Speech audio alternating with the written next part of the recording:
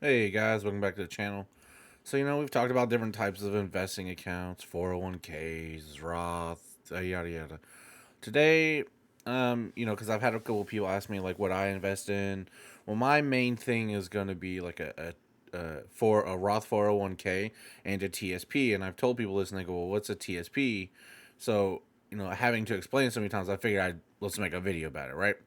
Um, because navigating a thrift savings plan, which is what a TSP stands for, right? Thrift savings plan, it can be a little overwhelming, right? But hopefully we can cover everything you need to know without you know getting too technical and stuff like that, but still trying to keep it as simple as we can, because saving for retirement is going to be really important, right? We talk about that a lot, but deciding where to put your money for long-term growth is a big deal.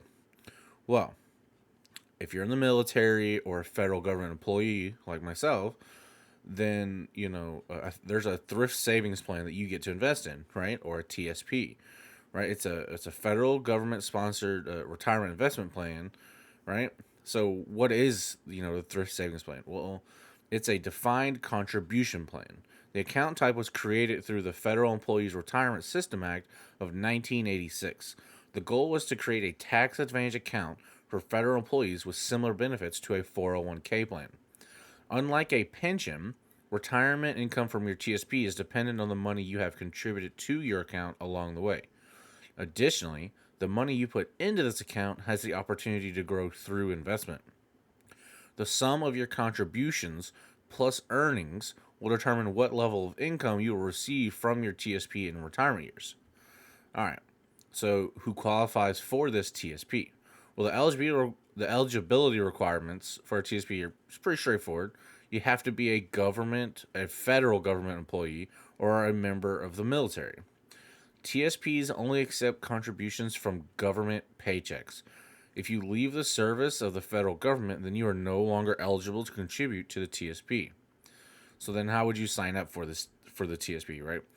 Well, if you are a federal if you're it's called a FERS, Federal Employees Retirement System employee that was hired after 2010, right? Then your TSP was set up automatically. You'll likely notice that your paychecks have a 3% deduction, which is automatically deposited into your TSP. If you are a BRS, which is a blended retirement service employee that was hired in 2018 or later, then you are automatically enrolled in the TSP. After serving 60 days, you'll notice that your paychecks have 3% automatically deducted and placed into your TSP. So, when you go through the hiring process, it doesn't hurt to touch base with HR on this stuff, right? And make sure that your account was set up correctly and is ready to, start getting those contributions. So then how would you choose your funds? Well, after you set up your account, you'll need to allocate your investments to suit your risk tolerance. All right, let's go over some of the funds offered by TSP, right? So, we've got L funds, which are life cycle funds, right? These are going to reflect a target retirement date. I've talked about target date retirement funds. I've talked about these in another video if you guys want to go watch that, right? So, but as a short little example, if you select, say, L 2050, right, that means you want to retire in 2050. And the life cycle funds take your age in consideration and decrease your risk tolerance over time. So if let's say I started in 2020 and I'm looking to retire in 2050. So in the earlier years, it's going to be more aggressive, and the closer it gets towards retirement, it's automatically going to start decreasing risk, right? So another fund, it's going to be the G fund, right? The G fund is going to represent an opportunity to invest in government securities. This fund is the least risky, and therefore usually it's the lowest possible returns, right? The C fund, right? It just basically reflects the S&P 500 of the stock market. The 500 companies in the S&P 500 represent 500 large and medium-sized U.S. based companies. The C fund is higher risk because you can lose and gain money at the whim of the stock market. So then we have the F fund. The F fund invests in several things, includes the U.S. government, as well as bonds offered by corporations and foreign governments. All right, so then we have the S Fund. The S Fund is similar to the C Fund with some differences, right? This fund is going to focus on smaller companies instead of the largest companies that make up the S&P 500, right? So it's going to invest in many smaller companies that stand to have, make more profit, right? More gain, right? This is one of the more risky funds, with your like in the TSP, right? Of all the options. So then there's the I fund, right? International markets, right? Although it is the riskiest fund available, it does offer a high potential rate of return, right? So, you know, what they say, high risk, high reward. But honestly, most people I know, um, they go with like the C fund most of the time. Most people don't go with an L fund. The C fund is probably the one that I see most people take. Some people I see take the S fund, but not very many. Most people, they go with the C fund, right? If you aren't sure where to get started, a life cycle fund, it's not a bad place to start. But you should do a bunch of research on the other options before you really like move forward, right? Because crafting a solid retirement investment strategy can take time, right? And you want to learn, about a lot of different things like, say, asset allocation, the importance of investing early, small cap versus large cap, risk management, right? And I have videos on a couple of these subjects if you guys want to go, check those out, right? And once you've learned more about some of these things, right, you might feel a little more comfortable, like, moving forward, right? So then, now that we know the different types of funds and everything, well, how much can you save? Well, like most tax advantage retirement accounts, there is a cap for contributions each year. So in 2020, you're able to contribute up to $19,500.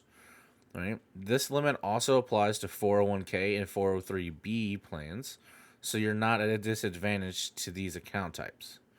The federal government may also contribute to the TSP to help you reach your retirement goals. If you are a part of the the FERS FERS or the BERS BRS, you'll receive an automatic contribution equal to 1% of your base pay. This is possible whether or not you contribute money from your paycheck. On top of this, you'll be eligible for a 4% match on contributions after 2 years of service. If you choose to contribute 5%, then you'll essentially get a 100% match. Match contributions are, it's free money, right? Clearly, these matching benefits, they're going to just really help boost your journey to retirement, right? However, you will likely need to stay in, with your job or if you're in the service, right, for 2 to 3 years to earn vested status, right? This status is necessary in order to hang on to these automatic contributions. You should talk to your HR office to see how vesting might affect your ability to keep these automatic contributions, and make sure to follow up on this one, right? Because again, you don't want to leave just free money sitting on the table, right? It's free money. So how does the TSP compare to other savings plans? Well, the TSP is really it's a really good retirement savings account, right? If you're curious about how it stacks up against other retirement accounts, well, let's go over a few of them. So a 401k, right? Well, overall, 401ks are extremely similar to TSPs. Employers have the option to match your contribution in a smaller or similar way to the matching funds put up by federal government. However, 401ks have no contribution match limit. TSP matching contributions are capped at 5%. The contribution limit for these accounts is also the same each year. A major difference is that you will be forced to pay an early withdrawal fine of $1,000 before fees with a TSP. If you need to withdraw money from your 401k early, right, then you're not subject to the same fine. Okay, well then what about an IRA? Because an IRA is another type of retirement account, and you can contribute to either a traditional IRA or a Roth IRA for tax advantages. For 2020, you can only contribute $6,000 to either a traditional or Roth IRA. If you're able to contribute to both an IRA and a TSP, take advantage of this option to, just really just, boost the crap out of your retirement savings, right? I mean, it's really just going to give you, it's going to supercharge them, right? If you have many options to open an IRA, if you prefer a robo advisor, there's some other options out there you can go look into. They some of them don't have that many fees, and a lot of times they have like really small investments and stuff like that, right? Ally Invest is great for someone who would like a bit control over their investment strategy, but still wants everything to be like fee free. And then TD Ameritrade is a great platform to work with if you need some extra guidance along the way. Personally, I use M1 Finance, but to each their own. Then there's a simplified employee pension. If you are self-employed, then you've likely heard of a SEP, right? Simplified employee pension.